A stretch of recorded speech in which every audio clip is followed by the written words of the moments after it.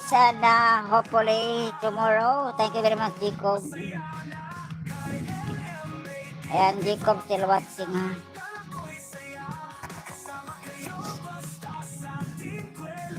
Pwede na to. 30 time. 30 time. Alright guys, mag-ina tayo at bago tayo magtapos, manawagan tayo sa Kongreso at Senado. Ha? Ito ay panawagan lang sa Kongreso at Senado na sana maisipan nila, maisipan sa Senado at Kongreso o kaya may senador, shout out sa mga senador o congressman na sana i-share ninyo to guys.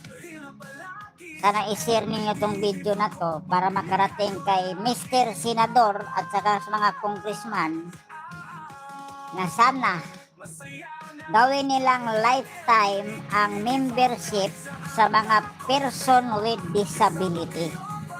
Ito panawagan lang to sa ating Kongreso at Senado na sana ang ating membership sa mga person with disability, ang membership is lifetime. Ngayon, ang dahilan kasi, dinahilan nila sa akin kung bakit hindi pwedeng, nagtanong ako sa barangay, bakit hindi na lang natin ipagawa ng batas na i-lifetime yung membership sa mga person with disability. Ang sabi nila, marami daw nga mga PWD na gumaling na, nakapagtrabaho na, nag-claim pa rin ng ayuda sa barangay as a person with disability. Well, valid naman ang kanilang rason, pero sana maisip nila na trabaho nila ang i-monitor ang mga person with disability na mayroong tinatawag na partial. Ibig sabihin yung partial disability, yung anytime pwede pang gumaling at makabalik sa normal. Diba? Na pwede pang bumalik sa normal yung kalagayan ng isang person with disability. Hindi kasi 5 years ma-expire yung membership sa mga PWD dito sa amin. Ang hirap mag-renew, lalo na pag wala kang pamasahe. Hirap kang kumilos kagaya ko at walang maka-assist sa'yo.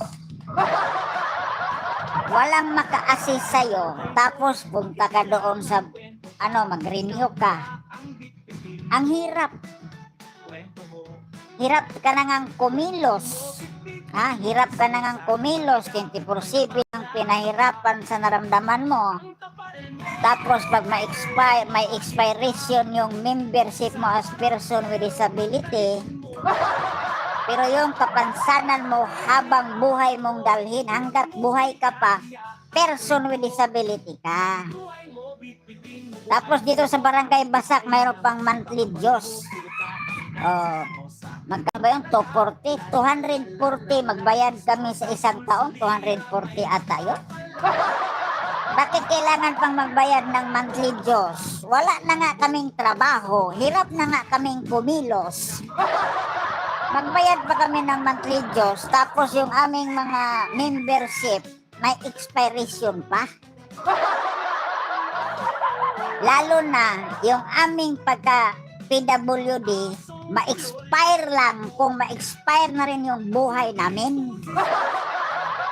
Hanggat mayroon kaming hininga, PWD pa rin kami. Sana trabaho yan sa barangay at sana i-share nyo to para makita to ni congressman o kaya ni senador. Bigyang pansin sa Senado at Kongreso na yung mga person with disability, lifetime na ang membership.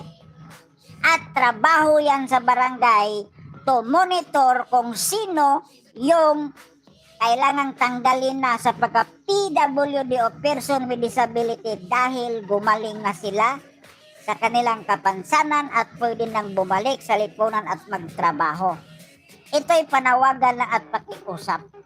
This is valid as what I think. Thank you very much.